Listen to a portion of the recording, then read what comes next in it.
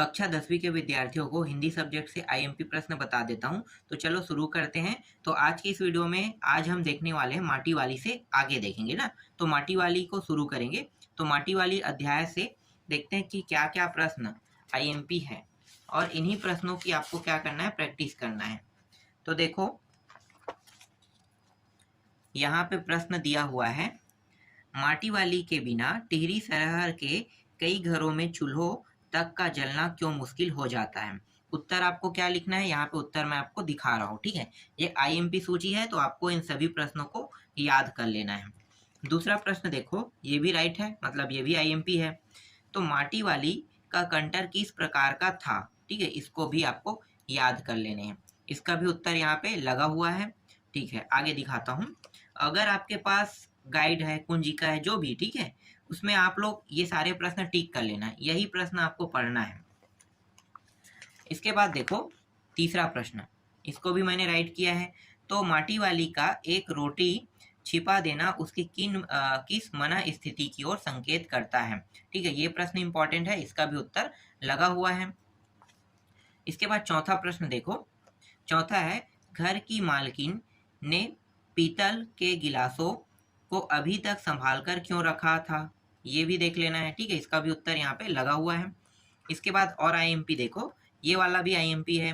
माटी वाली और मालकिन के संवाद में व्यापारियों की कौन सी प्रवृत्ति का उल्लेख किया गया है, इसका भी उत्तर आप देख सकते हो, ठीक है। आगे दिखाता हूँ। इसके बाद देखो, कहानी के अंत में लोग अपने घरों को छोड़कर क्यों जाने लगे थे, ठीक है। इसका भी उत्तर आप देख सकते हो, ये टिहरी बांध वाला है, ठीक है। गुजरात में जब टिहरी बांध बना था तो वही घटना ना कहानी के तौर पे बताया गया है और ये सच्ची घटना है, ऐसा हुआ था, ठीक है। आगे देखो, बांध कार्य अन्य सरकारी निर्माण कार्य होने पर स्थानीय लोगों को किस किस तरह की समस्याओं का सामना करना पड़ता है, चर्चा करके लिखिए। जैसे कि आपके ही अपने ही गांव में अगर बांध बनेगा तो कहेगा आपका घर छोड़ के आपको जाओ, कहेगा तो आपको जाना पड़ेगा, ठीक है, क्योंकि गवर्नमेंट का नियम रहेगा। हालांकि वो दूसरी जगह आपको जगह अलॉट कराएगा, लेकिन आपको वो संतुष्टि नहीं मिलेगा जो संतुष्टि आपको आपके घर में मिल रहा है। तो इसी के बारे में चर्चा करने के लिए कहा है, तो ये प्रश्न इंपॉर्टेंट है। इसी तरह से यहाँ पे देखो, इस प्रकार के कार्य से लोगों की क्या क्या फायदे होते हैं, अपने विचार लिखिए, ठीक है। इसको भी आपको दिखा देता हूँ, ये रहा इसका उत्तर, ठीक है। कुछ लोगों के पास की गाइड नहीं होगा इसलिए उत्तर दिखा रहा हूं मैं।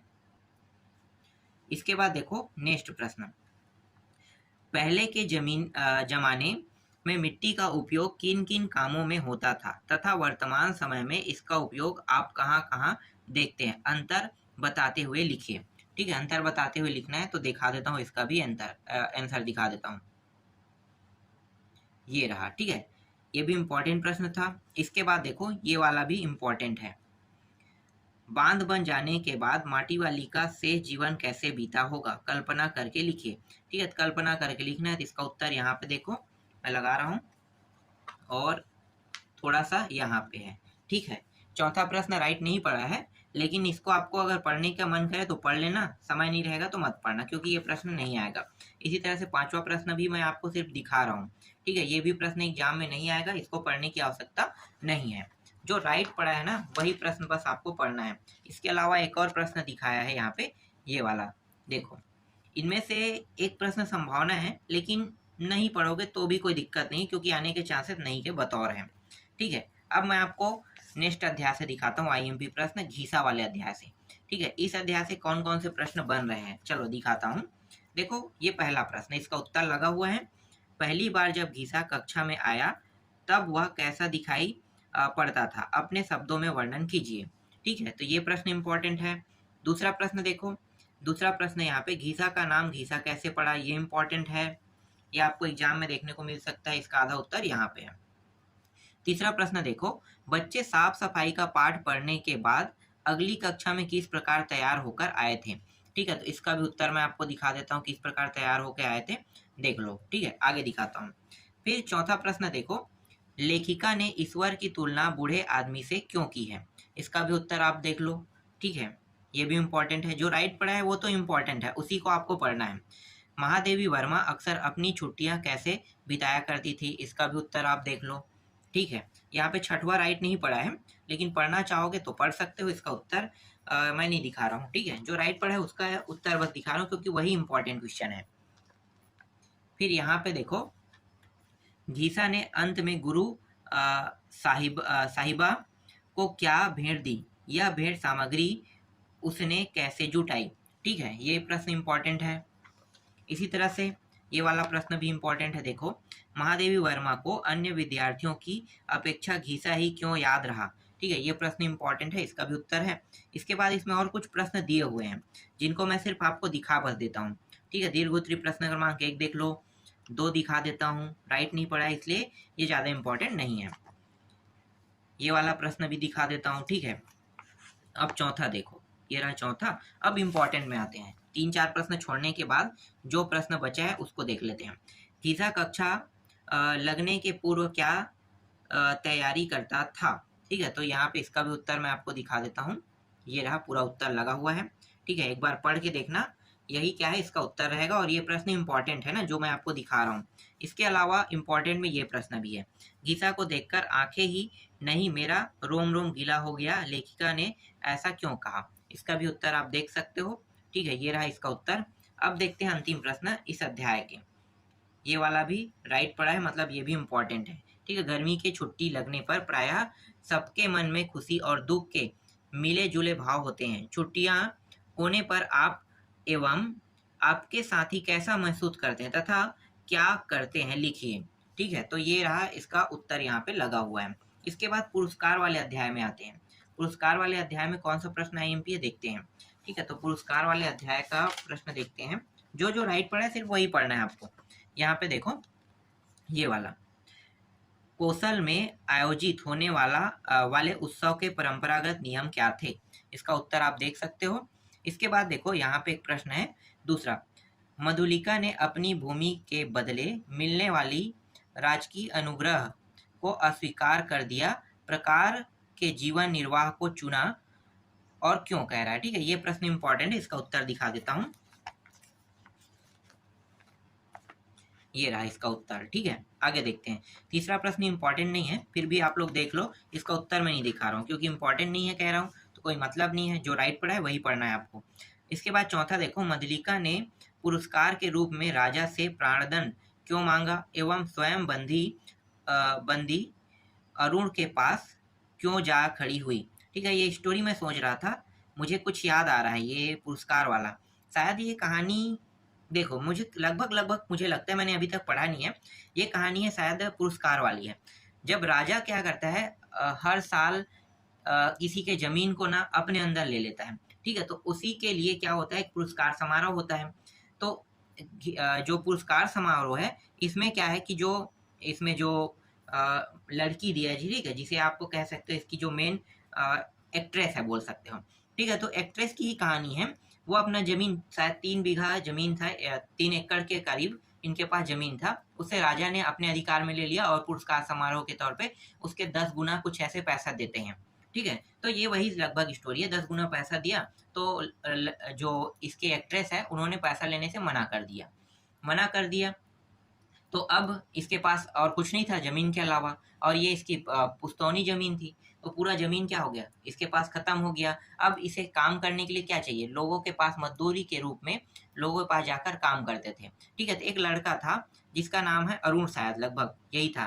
ठीक है, तो वो लड़का ना क्या करना चाहता था कि ये जो राजा है ना, इसके राज्य को हथियाना चाहता था। इसके जो परिवार वाले थे, जो माता पिता थे, जो अन्य राज्य से थे ना, तो इसको भगा दिए थे, क्योंकि ये उलूल जुलूल हरकत करता था। ऐसा कुछ स्टोरी है, मुझे लगभग याद आ रहा है, तो मैं आपको स्टोरी बता रहा हूँ।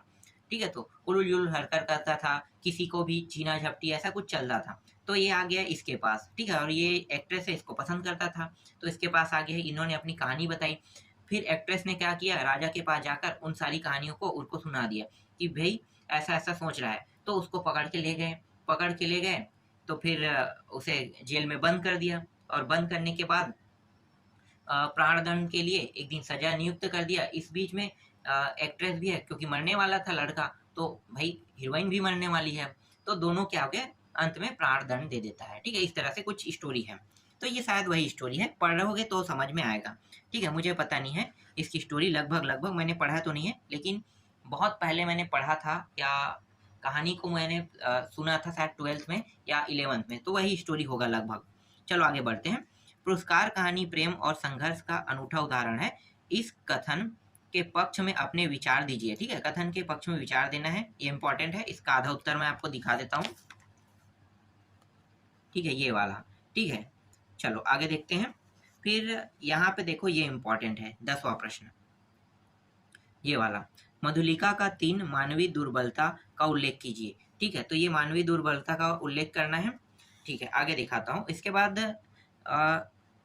दीर्घोत्तरी प्रश्न है। जीवन में सामंजस्य बनाए रखने वाले उपकरण तो अपनी सीमा निर्धारित रखते हैं, परंतु उनकी आवश्यकता और कल्पना भावना के साथ बढ़ती घटती रहती है। ठीक है, इसका भी उत्तर मैं आपको दिखा देता हूँ, ये रहा।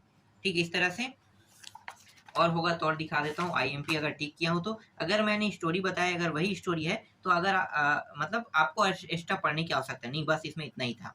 ठीक है, अब डायरेक्ट नेक्स्ट अध्याय पे आते हैं। चलो अगला अध्याय कन्यादान। तो कन्यादान से, ये कन्यादान वाला अध्याय है, इससे कौन कौन से प्रश्न आईएमपी चेक कर लेते हैं। देखो, एक तो ये प्रश्न है आईएमपी। ठीक है, इस कविता में किसने किसके मध्य संवाद हो रहा है। ठीक है, ये इंपॉर्टेंट है, इसका उत्तर आप देख सकते हो। लड़की को दान देते वक्त माँ को अंतिम पूंजी देने जैसा दुख क्यों हो रहा था, मतलब क्यों हो रहा है। ठीक है, इसका भी उत्तर मैं आपको दिखा देता हूँ, ये रहा। ठीक है, ये रहा इसका उत्तर। इसके बाद देखो, तीसरा प्रश्न, ये भी राइट है, मतलब ये भी इंपॉर्टेंट है। पानी में झांककर कभी अपने चेहरे पर मत रिझना, इस पंक्ति के माध्यम से माँ बेटी को क्या सीख देना चाहती है। ठीक है, ये इंपॉर्टेंट है। इसके बाद देखो, ये वाला प्रश्न है। ठीक है, कविता में माँ के अनुभवों की पीड़ा किन किन पंक्तियों में उभर कर आई है, ये इंपॉर्टेंट प्रश्न है। फिर इसी तरह से देखो, यहाँ भी टिक पड़ा है, मतलब ये भी इंपॉर्टेंट है, इसका भी उत्तर आपको दिखा देता हूँ। ठीक है, इसके बाद डायरेक्ट आता हूँ मैं 7वां प्रश्न में, ये इंपॉर्टेंट है। स्वयं को सबल बनाने हेतु नारी को अपनी भूमिका में किस प्रकार के बदलाव की आवश्यकता है, ये इंपॉर्टेंट प्रश्न है। इसके अलावा दीर्घोत्तरी प्रश्न क्रमांक देखो, ये इंपॉर्टेंट है।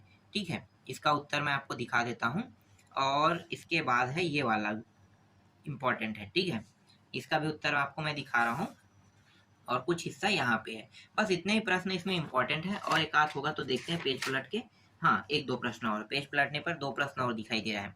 ठीक है, ये प्रश्न है ये। ठीक है, इसको देख लो, इसका उत्तर भी मैं आपको दिखाता हूँ, ये रहा। एक बार कम से कम पढ़ लेना इन सभी को। ठीक है, अंतिम प्रश्न देखो, ये 6वां वाला। ठीक है, ये वाला प्रश्न भी इम्पोर्टेंट है। तो इतने प्रश्न बस इसमें इम्पोर्टेंट है। ठीक है, और जो बचे अध्याय उनके भी जल्द प्रश्न आ जाएगा, आपको जल्द ही मैं आपको बता दूंगा।